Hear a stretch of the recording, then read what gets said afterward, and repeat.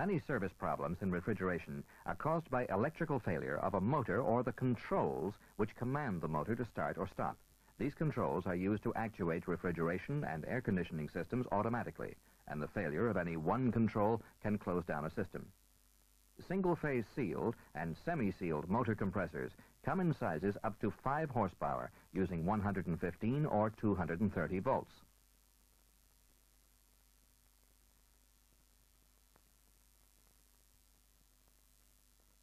They are designed for the particular application required.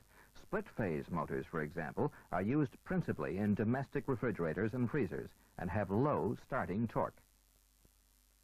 They are used on capillary systems. The pressures will equalize on the off cycle, and the compressor does not have to start against high head pressure. Hence, there is no necessity for a high torque start motor. Capacitor start induction run motors have good starting torque and are used in sizes up to 3/4 horsepower.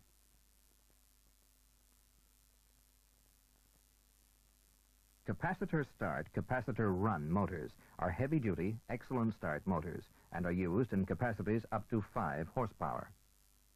When metering devices, such as automatic expansion valves, thermostatic expansion valves, and low side floats, are used to reduce the pressure and the temperature, high torque motors are necessary. With these systems, there is no equalizing of the pressures on the off cycle, and the compressor must start against a reasonably high head pressure. A permanent split capacitor motor is used in air conditioning and small commercial systems, which utilize the capillary metering device where high torque is not required.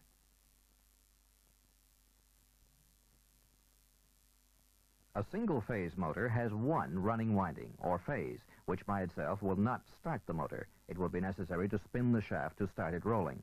To provide a method of self-start, a second winding, called the start winding, is provided. This wire is a fine wire and has much more resistance than the run winding, which is a thicker or heavier wire. The greater resistance in the start winding puts it out of phase with the run winding, thus providing sufficient magnetic force to cause the rotor to rotate in the stator windings. 14-gauge wire is used in homes or for lighting circuits elsewhere, and each circuit is protected by a 15-ampere fuse or breaker. This is the current which the wire can safely carry. If finer wire were used with the same breaker, it would overheat and burn, creating a fire hazard. In a split-phase motor, the start winding must be removed from high current flow quickly. The start winding is therefore removed from the circuit when the motor reaches 75 to 80% of rated speed by either a hot wire relay, a current relay, or a potential relay. A capacitor start induction run motor is similar to a split-phase motor, except that the phase displacement is created by the use of a capacitor connected in series with the start winding. As the motor approaches full speed, the current or potential relay will remove the capacitor and start winding from the circuit.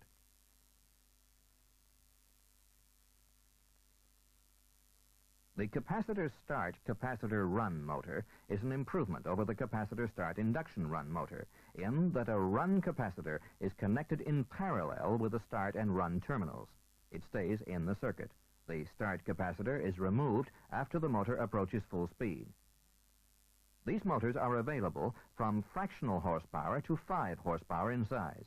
An advantage of the run capacitor is that it improves the power factor and reduces motor current, thereby increasing the efficiency and lowering motor temperature.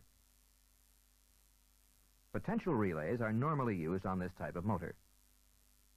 Current relays are not usually used on capacitor start, capacitor run motors. There is a danger of the run capacitor discharging to the start capacitor through the terminals of the relay when it closes.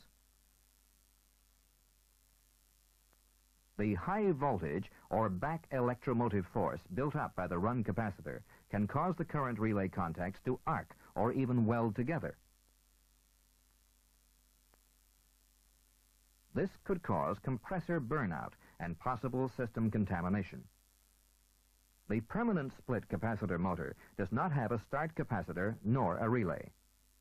but uses only a running capacitor, which is connected to the start and run windings at all times. This motor has poor starting torque.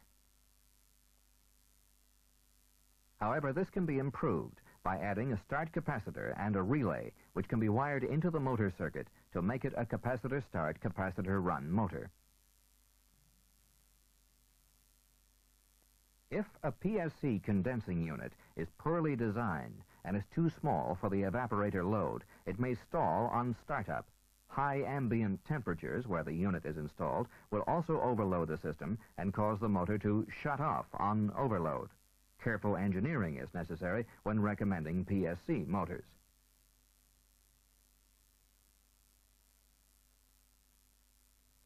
Before a service engineer can accurately diagnose an electrical problem in refrigeration and air conditioning equipment, he must understand the function of electrical components and be able to read schematic diagrams. He must also be able to accurately use the testing meters available for troubleshooting.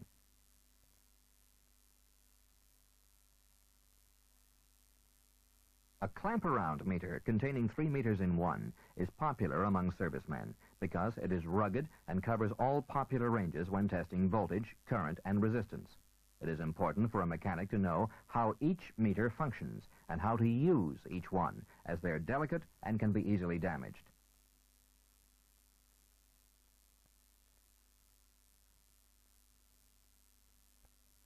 The ammeter measures the amount of current or electrons flowing in a wire.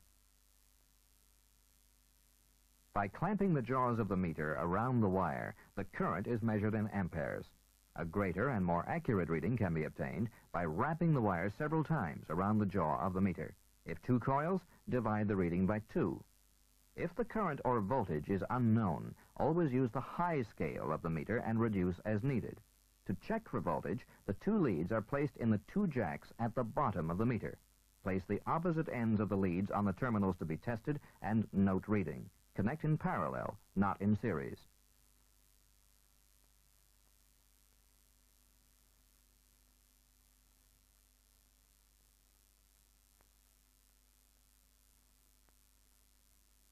The ohmmeter contains its own battery, and its current is sent through the device to be tested. The resistance this current meets is measured in ohms. When using the ohm meter, the line current should be disconnected. Continuity of switches, fuses, and many other devices can also be checked with the ohm meter. The serviceman must have the electrical know-how to make a correct diagnosis.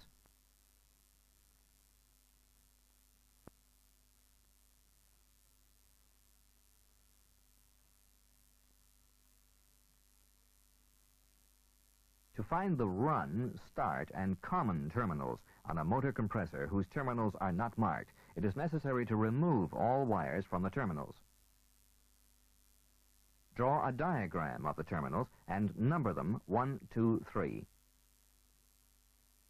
Using a reliable ohmmeter, touch the probes from the ohmmeter to terminals 1 and 2 and note the reading in ohms. Do likewise to 2 and 3.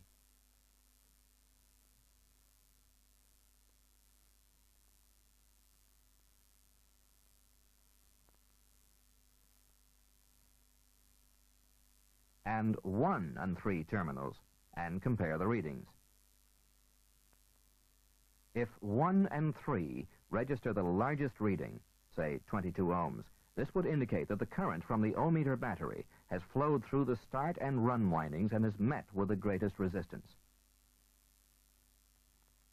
By taking a reading on 1 and 2 terminals, we obtain the second largest reading of 20 ohms, and between 2 and 3, the lowest reading of 10 ohms. From our findings, we know that 1 and 3 are the start and run terminals, but we do not know which is the start or the run. Our reading of 20 ohms between 1 and 2, however, indicates that number 1 terminal is the start, because this wire is a fine wire and offers a large resistance, and number 3 must be the run. The reading of 10 ohms is the test between common and run, because the run winding is a heavier wire and offers the least resistance. From this, we know that number 1 is start, number 2 is common, and number 3 is run. The ohmmeter can also be used to test relays. Applying the probes across the coil leads will indicate the condition of the coil. Remember, the coil, when energized, will act as a permanent magnet and will open or close switches. If the ohmmeter shows a high resistance, the coil is okay. No reading indicates an open circuit, which needs replacing.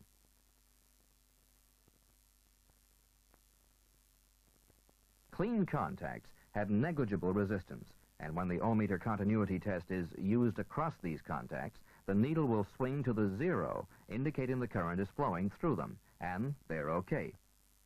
However, if the contacts are burned or badly pitted, a resistance will show, and the relay should be replaced.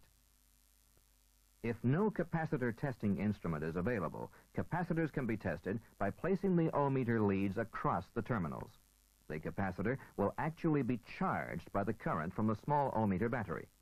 Always remember to short out the capacitor after testing. If a voltmeter is used to check fuses, the safest and surest way to check is to disconnect the wires from the load side. With the disconnect switch turned to on, place the voltmeter probes, one on the line side and one on the load side of the fuse.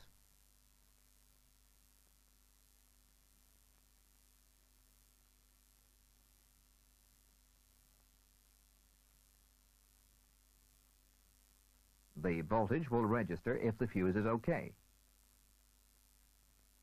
The safest and easiest way to check fuses is with an ohmmeter. Remove the fuse and check it for continuity. The needle will move, showing the circuit is complete if the fuse is all right. The ohmmeter can be used to check continuity through coils, switches, control contacts, motor windings, wires, etc. Using proper meters, a quick, accurate diagnosing of systems is possible.